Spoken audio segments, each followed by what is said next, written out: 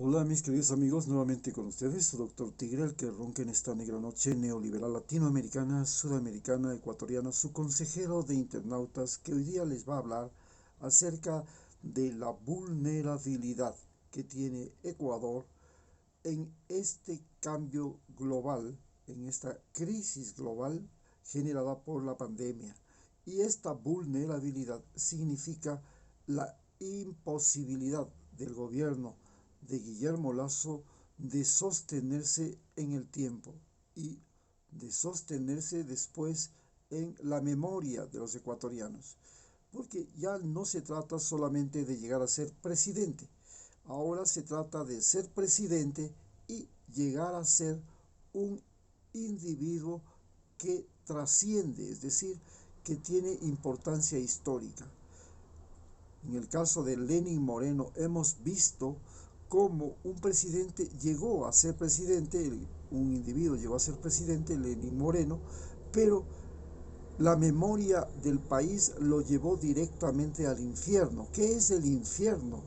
El infierno es el lugar de donde las personas recuerdan la incapacidad, la maldad, los perjuicios que ha hecho una persona o un gobierno.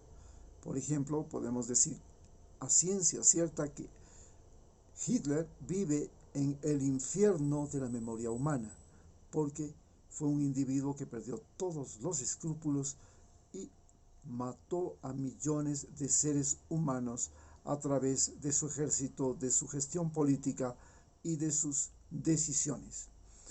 Algo similar es lo que se enfrenta a Guillermo Lasso, que en este momento tiene que asumir la presidencia de Ecuador, pero es un individuo carente de una conciencia global. Y en este momento estamos viviendo lo que se llama la crisis de la globalización generada por la pandemia. ¿Qué características tiene la crisis de la globalización generada por la pandemia? Es una crisis que afecta por sobre todo a la naturaleza, a la sociedad y a los individuos. En la sociedad, en el ser humano, esta crisis global ha comenzado su ataque principalmente en los individuos, en las personas. ¿Por qué? Porque la pandemia ha producido millones de muertos en el mundo, ya vamos para 3 millones. Y al país que más le ha afectado es a Estados Unidos. Y no es lo mismo si muere un niño hindú que si muere un niño norteamericano. No es lo mismo si muere un ciudadano africano que si muere un ciudadano norteamericano. Los 500, ya vamos para casi 600,000 muertos en Estados Unidos, es el equivalente a que Estados Unidos hubiese perdido 100 veces más que cualquier otro país. Es decir, estamos hablando que Estados Unidos prácticamente el impacto psicosocial de la muerte de los 600,000 muertos de Estados Unidos es equivalente a que hubiera perdido 60 millones de personas.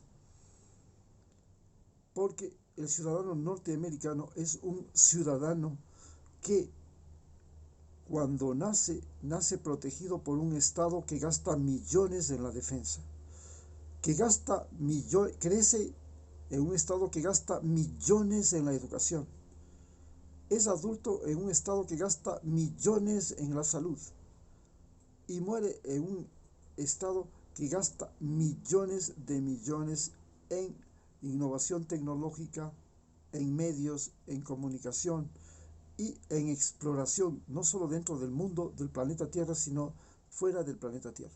Por tanto, la vida de un ciudadano norteamericano es muchísimo más cara que la suya o la mía. Y si se muere un ciudadano norteamericano, no solo representa que murió el individuo, significa una pérdida millonaria para ese país.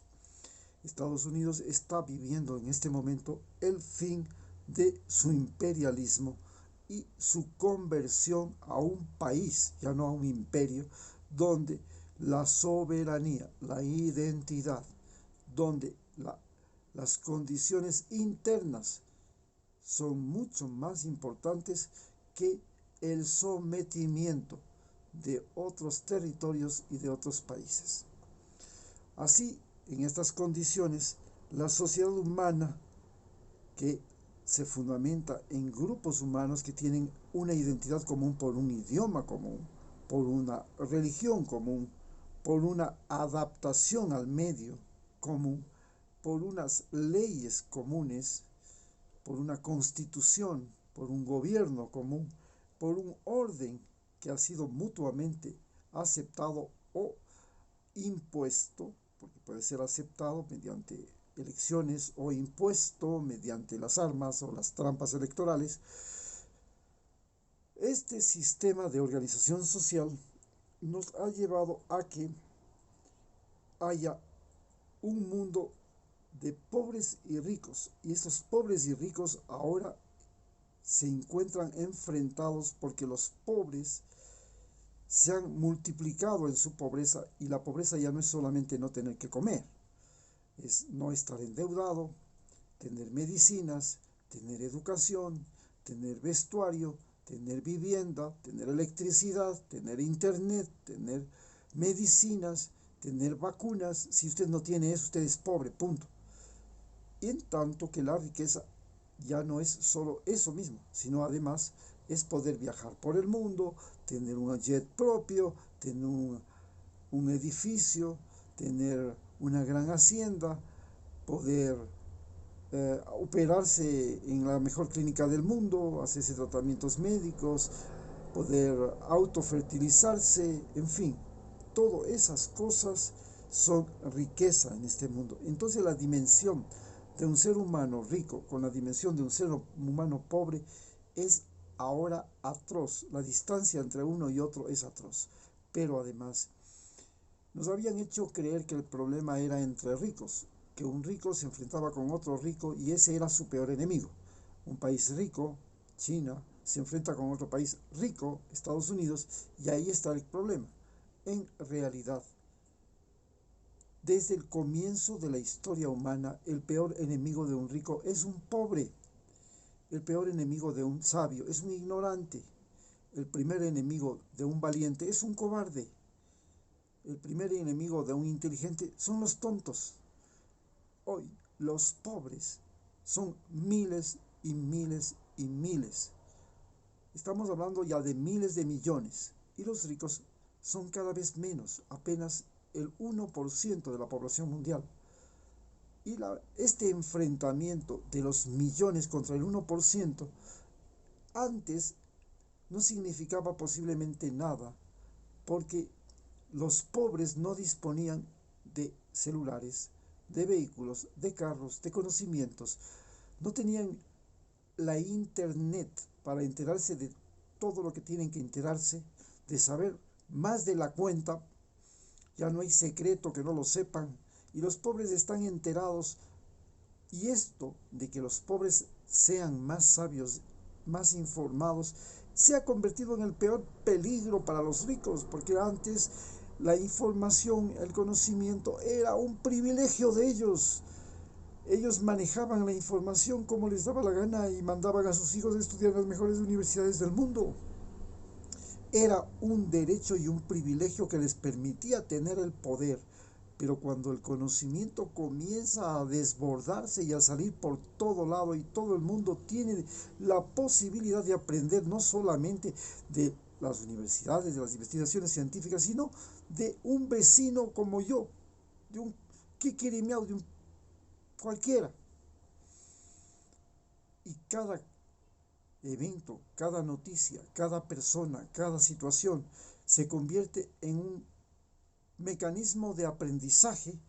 La situación del mundo cambió y eso es lo que estamos viviendo, un cambio en el orden social. Ese cambio en el orden social en Ecuador es realmente histórico, es diametral. Hemos aprendido durante 10 años con Rafael Correa a tolerar menos la traición, la ignorancia, el sufrimiento, la enfermedad, la pobreza, entre otras cosas. En cambio, con el Lenin Moreno hemos aprendido a tolerar menos la mentira, la traición, la cobardía. Hemos aprendido a tolerar más la traición, la mentira, la cobardía. Esta mayor tolerancia a la traición, la mentira, la cobardía, la pobreza, el desempleo, que fue lo que nos trajo Lenin Moreno, es lo que le permitió a Guillermo Lasso gobernar, porque nosotros habíamos aprendido a soportar el látigo de la injusticia y él se montó encima de nosotros como se montaban los comerciantes ingleses encima de las pobres mujeres que tenían que cargarlos en sus canastas, porque les habían enseñado a los indígenas latinoamericanos, a las colonias de las potencias europeas, a ser sumisas, obedientes, pero la independencia, los derechos humanos, la comunicación, la internet, nos han enseñado a no soportar más eso. Y ese es el terrible problema que tiene que enfrentar este gobierno que viene. Somos ecuatorianos que no vamos a soportar fácilmente que nos suban la gasolina. No somos gente que va a soportar que fácilmente nos suban los impuestos. No vamos a soportar que sea un traicionero. No vamos a soportar un discapacitado otra vez en el gobierno. Un discapacitado físico. Y no vamos a soportar un tonto, después de que como hemos tenido a una persona inteligente en el gobierno, que nos venga a decir qué hacer. Ya me resulta imposible tolerar lo que tiene que decir el presidente actual, que lo siento absolutamente ignorante respecto a mí. Y lo que yo siento es lo que sienten muchísimos ecuatorianos que saben, que se han estudiado, se han preparado y han vivido más que lo que sabe y se ha preparado y ha vivido este fulano que ahora es presidente. Pero esto nos lleva a un nuevo tipo de individuo, que es el individuo que vive en Ecuador.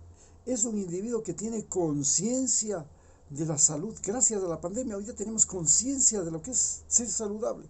Antes no.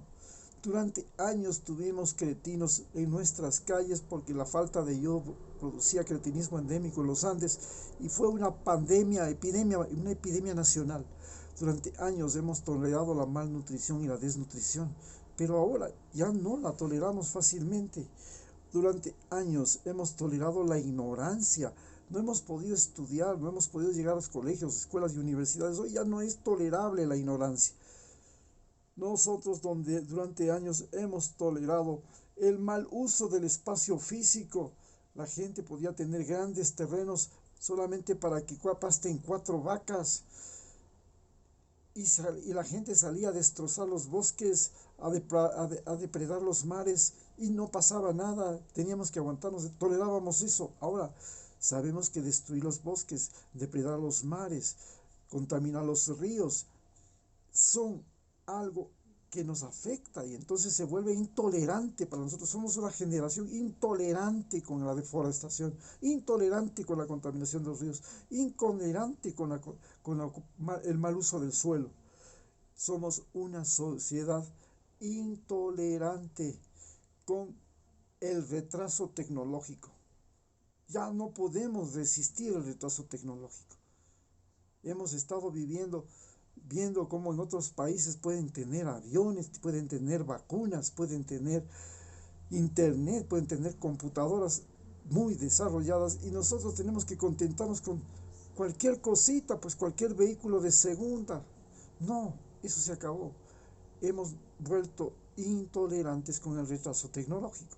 Esto es lo que a este tipo de seres intolerantes que somos ahora los ecuatorianos tiene que tratar de gobernar un individuo que tiene menos capacidad física, menos capacidad intelectual, menos capacidad moral que cualquiera de nosotros los ciudadanos de este país, que cualquiera. Estamos hablando de los 16 millones, él no llega a superar la media de los ecuatorianos. Cualquier ecuatoriano, el 50% de los ecuatorianos que tengan más de 24 años es indudablemente un individuo más capaz que el actual presidente que tenemos. Pero además tenemos un problema. Tenemos un conflicto con la naturaleza, igual que tiene el conflicto del ser humano. Y esta crisis global, que es una crisis con la naturaleza, parte del problema del agua. En esta parte sí hubo una sensibilidad extraordinaria por parte del señor Yacu Pérez, candidato de los indígenas, que se dio cuenta y nos hizo caer en cuenta a todos los seres humanos de Ecuador y de América y del mundo que el agua era la parte más vulnerable del planeta y que es el centro del planeta. Nosotros somos el planeta azul, el planeta del agua. 3/4 partes del planeta es agua. Y el mal manejo del agua es el gran problema. La sed, la desertificación es el gran problema que se viene. Todavía más tenemos el problema del manejo del aire. Nos hemos ido de manos con el aire, lo hemos contaminado, lo hemos llenado de gas carbónico, hemos creado radiaciones, hemos utilizado el aire para el transporte aéreo, que es ahora lo más increíble y extraordinario. Las telecomunicaciones, también algo extraordinario. Y entonces este uso del aire nos está complicando la vida. Por eso tenemos el problema del cambio climático. Pero también tenemos el problema de la tierra. Tenemos el problema de la deforestación, la extinción de las especies tanto en la tierra como en el mar y el problema del uso de la tierra. La gente quiere tierra porque saben que ese es su sustento, es su madre. Y el problema es que no hay tierra para toda la gente. Y hay grandes empresas, grandes seres humanos que están apropiándose de la tierra y que es evidente que la tierra ya no puede ser ni siquiera propiedad de un ser humano. Propiamente la tierra está pasando a ser propiedad de las máquinas. Las máquinas son las que están dando uso y actividad y provecho de la tierra. Entonces, los territorios rurales están siendo despoblados de seres humanos y los territorios rurales, los campos, están siendo poblados de máquinas que pueden hacer un trabajo mucho mejor. En tanto, las ciudades se vuelven congestionadas, tienen barrios problema, barrios miseria, barrios violentos, se vuelven focos de infecciones, se vuelven focos de problemas, como hemos visto en esta pandemia, y la ciudad ha dejado de ser el paraíso terrenal y se ha convertido en un infierno. Así pues, el gran problema es que el mundo artificial, el mundo inventado por el hombre, resulta que no era en sí un mundo hecho para todos los seres humanos, sino para unos pocos, en tanto que la naturaleza se ha visto también muy perjudicada por este mundo artificial. Hoy, un banquero que jamás tuvo corazón para sentir lo que es la muerte de un árbol, para sentir lo que es la muerte de un animalito, para sentir lo que es la enfermedad y el drama humano, sino que se aprendió y endureció su corazón contando billetes y haciendo números, pretende gobernarnos. ¿Cómo diablos puede gobernar un individuo que durante toda su existencia no tuvo sensibilidad ni con la naturaleza, ni con otros seres humanos, ni consigo mismo, ni con los seres, los individuos? Muchas gracias.